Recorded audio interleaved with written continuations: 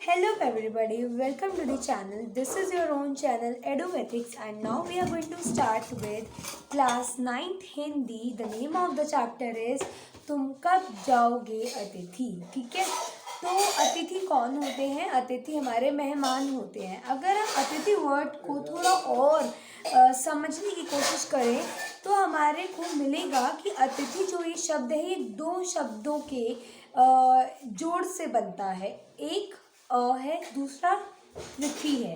तो प्लस तिथि is equal to अतिथि। तिथि मतलब होता है डेट, और जिसके आने की कोई डेट निश्चित ना हो, जिसके आने की कोई तारीख निश्चित ना हो, उसे हम कहते हैं अतिथि। ठीक है, जब हमारे घर में कोई अतिथि आते हैं, हम हर किसी को अतिथि नहीं बोलेंगे। कभी कोई पापा के फ्रेंड आ गए या कोई आ गया जो मतलब हमारे बहुत क्लोज रिलेटिव नहीं हो, हम उनको थोड़ा बहुत जानते हो, कोई बचपन के हमारे दोस्त हों, तो जब वो आते हैं हम एक्सपेक्ट करते हैं कि वो 2 दिन से ज़्यादा नहीं रुकेंगे। और जब वो 2 दिन से ज़्यादा रुकते हैं, क्योंकि हमारे में और उनमें एक अपनेपन का फीलिंग बहुत कम होता है, तो हम ये कहते हैं या सोचते हैं, कहते एक दूसरे से हैं, सोचते खुद हैं कि कब जाएंगे यार ये अतिथि जी, कब जाएंगे ये मेहमान अपने घर, है ना। तो 2 दिन भी हमारे लिए बहुत भारी हो जाते हैं, राइट। तो हम चैप्टर को रीड करेंगे और देखेंगे कि अतिथि यानी मेहमान कैसे किसी भी फैमिली के लिए एक बहुत बड़ी मुसीबत की चीज़ बन गई है। ठीक है, आज तुम्हारे आगमन के चतुर्थ दिवस पर, चतुर्थ होता है 4th डे, चतुर्थ दिवस पर यह प्रश्न बार बार मन में घुमड़ रहा है, तुम कब जाओगे अतिथि। तो लेखक के मन में, लेखक यहाँ पे हम मान लेते हैं कि स्टोरी को नरेट कर रहे हैं, उनके मन में यह प्रश्न बार बार मन में आ रहा है कि तुम कब जाओगे अतिथि। तुम जहाँ बैठे निसंकोच सिगरेट का धुआं फेंक रहे हो, तुम जहाँ बैठे निसंकोच सिगरेट का धुआं फेंक रहे हो, उसके ठीक सामने एक कैलेंडर है। देख रहे हो ना, इसकी तारीखें अपनी सीमा से में नम्रता से फड़फड़ाती रहती हैं। विगत 2 दिनों से मैं तुम्हें तारीखें दिखाकर बदल रहा हूँ। तो यहाँ पे लेखक कहते हैं, यानी कि जो ये स्टोरी नरेट कर रहे हैं, वो कहते हैं कि तुम जहाँ बैठे निसंकोच बिना किसी हेसिटेशन के सिगरेट का धुआं फेंक रहे हो, उसके ठीक सामने एक कैलेंडर है। और अगर तुम्हारे को तारीखें गिननी आती हैं तो देख सकते हो कि यह तुम्हारा आज 4था दिन है। ठीक है, और कैलेंडर की जो डेट्स हैं ये चलती जा रही हैं और 4 दिन से तुम यहीं पर हो। ठीक है, विगत 2 दिनों से मैं तुम्हें तारीखें दिखाकर बदल रहा हूँ। तुम जानते हो, अगर तुम्हें अनुमान लगाना आता है कि यह तुम्हारा 4था दिन है, तुम्हारे सतत आतिथ्य का 4था भारी दिन, पर तुम्हारे जाने की कोई संभावना प्रतीत नहीं होती। यानी कि तुम आ गए हो, ये कोड दे हो, तुम जाने का नाम नहीं ले रहे हो, राइट।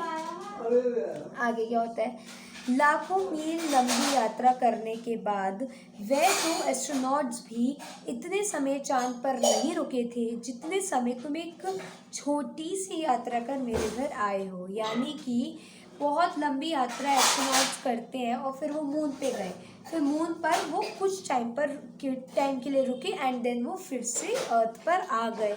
तो यात्रा कितनी लंबी थी, सफ़र कितना लंबा था, लेकिन वो ज़्यादा समय नहीं रुके थे चांद पर, वह अपनी पृथ्वी पर आ गए थे। लेकिन तुम एक छोटी सी यात्रा कर मेरे घर आए हो, और अब तुम मेरे घर इतना लंबा रुक गए हो जितना शायद एस्ट्रोनॉट्स भी मून पर नहीं रुके होंगे। ठीक है, आगे क्या होता है,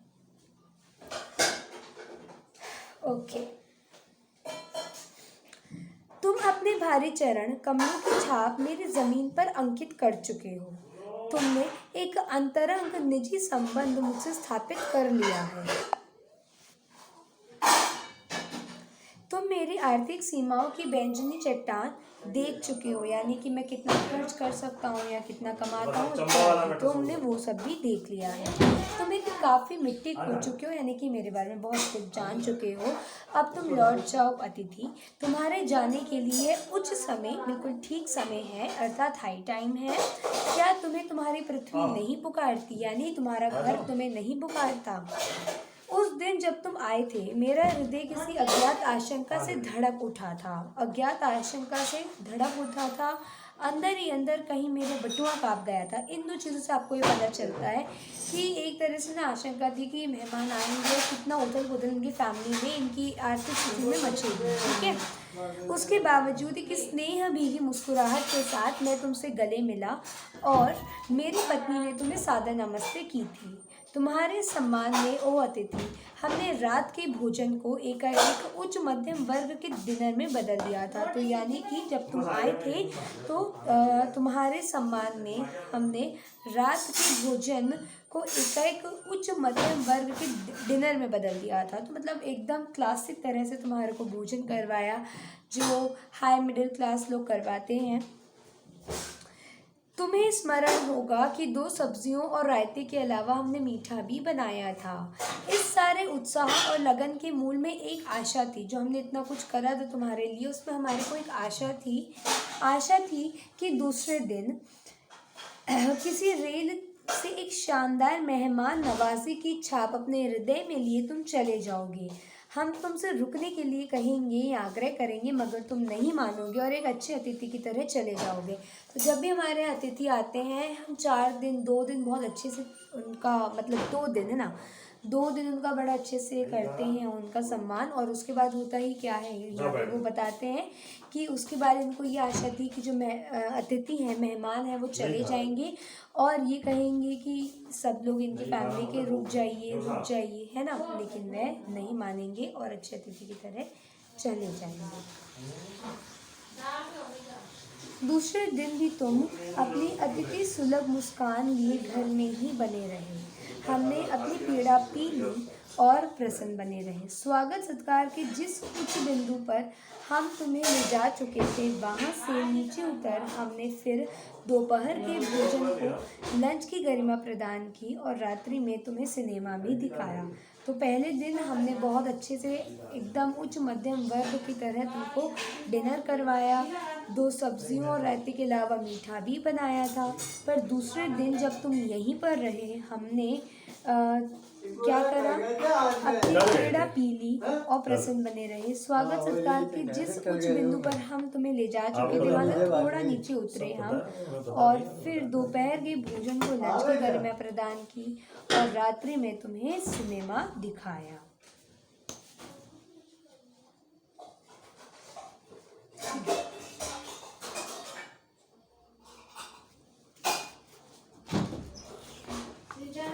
फर्स्ट पेज हमारा हो गया था।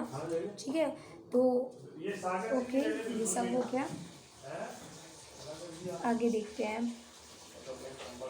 आगे हम कहाँ तक कर चुके हैं। यहाँ तक तो हमारा हो चुका है और रात में तुम्हें सिनेमा दिखाया था। ठीक है, इतना हो गया। हमारे सत्कार का ये आखिरी छोर है, यानी कि हमारे ये आखिरी टाइम है या आखिरी बार है, जिससे आगे हम किसी के लिए नहीं बढ़े। इसके तुरंत बाद भावभीनी विदाई का वह भीगा हुआ क्षण आ जाना चाहिए था, जब तुम विदा होते और हम तुम्हें स्टेशन तक छोड़ने जाते, पर ऐसा नहीं हुआ। फिर दूसरे दिन भी हमने बड़ा अच्छे से तुमको मतलब रिस्पेक्ट दिया, लेकिन उसके बाद तुम जाने का नाम नहीं लिया। तीसरे दिन की सुबह तुमने मुझसे कहा, मैं धोबी को कपड़े देना चाहता हूँ। वह आघात अप्रत्याशित था और इसकी चोट मार्मिक थी। तो अब तीसरे दिन क्या होता है कि ये जो अतिथि हैं, ये कहते हैं कि मैं धोबी को कपड़े देना चाहता हूँ। अब यह आघात अप्रत्याशित था, यानी इसके लिए ये जो इस अतिथि ने कह दी थी ना बात, यह इनके बर्दाश्त के बाहर थी और इसकी चोट मार्मिक थी, बहुत बुरी थी। तुम्हारे सामीप्य की वेला एकाएक और रबर की तरह खिंच जाएगी, यानी कि तुम 2 दिन रुके, अब तीसरे दिन और रुकोगे तो ना खिंचता जा रहा है तुम्हारा यहाँ रुकने का जो समय है वो।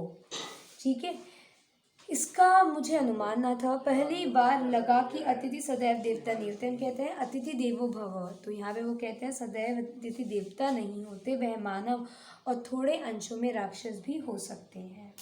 किसी लॉन्ड्री पर दे देते हैं, जल्दी धुल जाएंगे। मैंने कहा तो लेखक ये कहते हैं कि जल्दी धुल जाएंगे, लॉन्ड्री पर दे आते हैं, क्योंकि मन में एक विश्वास था कि तुम्हें जल्दी जाना है शायद। कहाँ है लॉन्ड्री? चलो चलते हैं, मैंने कहा और अपनी सहज बनियान पर औपचारिक कुर्ता डालने लगा। तो इन्होंने पूछा, अतिथि ने कहा है लॉन्ड्री, तो लेखक ने कहा चलो चलते हैं, और इन्होंने अपनी सहज बनियान पर औपचारिक कुर्ता डाल दिया। ठीक है, अपनी बनियान के ऊपर औपचारिक यानी फॉर्मल कुर्ता डाल दिया। कहाँ जा रहे हैं, पत्नी ने पूछा। इनके कपड़े लॉन्ड्री पर देने हैं, मैंने कहा। तो इनकी वाइफ ने पूछा कि कहाँ जा रही हैं, और इन्होंने फिर जवाब दिया कि इसके कपड़े देने हैं लॉन्ड्री पर। मेरी पत्नी की आंखें एकाएक बड़ी बड़ी हो गईं। आज से कुछ बरस पूर्व जब यही आंखें बड़ी हुई थी तो मैंने अपने अकेलेपन की यात्रा समाप्त कर बिस्तर खोल लिया था, और पर अब जब वही आंखें आज बड़ी हो जाती हैं तो मन छोटा होने लग जाता है। वह इस आशंका और भय से बड़ी हुई थी कि अतिथि अतिथि दिन ठहरेगा। तो जब उनकी वाइफ ने पूछा कहाँ जा रही हैं, तो उन्होंने बोला कि लॉन्ड्री पर कपड़े देने जाना है। अब यह सुनकर जो उनकी वाइफ की आंखें थी वो बड़ी हो गई कि इतने दिन और ठहरेंगे क्या ये। उसके बाद वह यहाँ पे हल्का सा बात को बढ़ाते हुए कहते हैं कि कुछ टाइम पहले जब उनकी वही आंखें बड़ी हुई थी तो उन्होंने अपने अकेलेपन की यात्रा समाप्त कर ली थी, यानी उनसे विवाह किया था, और अब आज वही जब आंखें बड़ी होती हैं तो मन छोटा होने लगता है। और आशंका निर्मूल न थी। अतिथि तुम जा नहीं रही, लॉन्ड्री पर दिए कपड़े धुलकर आ गए हैं और तुम यही हो। तुम्हारे भरकम शरीर से सलवटे पड़ी चादर बदली जा चुकी है और तुम यही हो।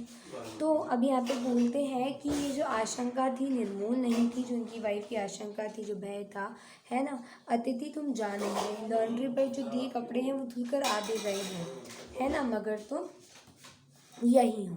तुम्हारे भरकम शरीर से सलवटे पड़े चादर बदली जा चुकी हैं और तुम यही हो। तुम्हें देखकर फूट पड़ने वाली जो मुस्कुराहट थी वह धीरे धीरे फीकी पड़कर अब लुप्त हो गई है। ठाकों के रंगीन गुब्बारे जो कल तक इस कमरे के आकाश में उड़ते थे अब वह दिखाई नहीं पड़ते। बातचीत की उछलती हुई गेंद चर्चा के क्षेत्र के सभी कॉर्नरों से टप्पे खाकर अब सेंटर पे है, और अब तुम इसे हिला रहे हो ना मैं इसे हिला रहा। फिर अब इसे ना तुम हिला रहे हो ना मैं हिला रहा हूँ। कल से मैं उपन्यास पढ़ रहा हूँ और तुम फिल्मी पत्रिका के पन्ने पलट रहे हो। ठीक है, तो अब आगे क्या होता है। शब्दों का लेन देन मिट गया, चर्चा के विषय चुप गए। परिवार, बच्चे, नौकरी, फिल्म, राजनीति, रिश्तेदारी, तबादले, पुराने दोस्त, परिवार नियोजन, महंगाई, साहित्य। तो अब हमने सारी जो बातें हैं सब कर ली हैं। परिवार, बच्चे, नौकरी, फिल्म, राजनीति, रिश्तेदारी, तबादले, पुराने दोस्त, परिवार नियोजन, महंगाई, साहित्य, और यहाँ तक कि आँख मारकर हमने पुरानी प्रेमिकाओं का भी जिक्र कर लिया है। और अब एक चुप्पी है, यानी कि सारी बातें जो हैं इनकी हो चुकी हैं, और अब तुम आगे बात कर रहे हो ना मैं। सौहार्द अब शनि शनि बोरियत में रूपांतरित हो रहा है। भावनाएं गालियों का स्वरूप ग्रहण कर रही हैं, पर तुम जा नहीं रहे, यानी कि अब जो एक तरह से हमारे सहने की शक्ति थी वो ख़त्म होती जा रही हैं। जो फीलिंग्स थी वो अब बोरियत का रूप ले रही हैं, और भावनाएं जो थी गाली फीलिंग्स यहाँ पे सौहार्द मतलब जो पहले हंसी मजाक था वो अब बोरियत का रूप ले रहा है। भावनाएं जो थी वो गालियों का रूप ले रही हैं, लेकिन तुम नहीं जा रहे हो। किस अदृश्य गोंद से तुम्हारा व्यक्तित्व यहाँ चिपक गया है, मैं इस भेद को सपरिवार नहीं समझ पा रहा हूँ। बार बार यह प्रश्न उठ रहा है कि तुम कब जाओगे अतिथि। कल पत्नी ने धीरे से पूछा था। कब तक टिकेंगे ये, मैंने कंधे उचका दिए। क्या कह सकता था। मैं तो आज खिचड़ी बना रही हूँ, हल्की रहेगी, बनाओ। सत्कार की ऊष्मा समाप्त हो रही है, यानी कि जो हम रिस्पेक्ट तुम्हें दे रहे थे वो ख़त्म होती जा रही है। डिनर से चले थे, खिचड़ी पर आ गए हैं, और अब भी अगर तुम नहीं जाओ तो हमें उपवास तक, फास्ट यानी व्रत तक जाना पड़ सकता है।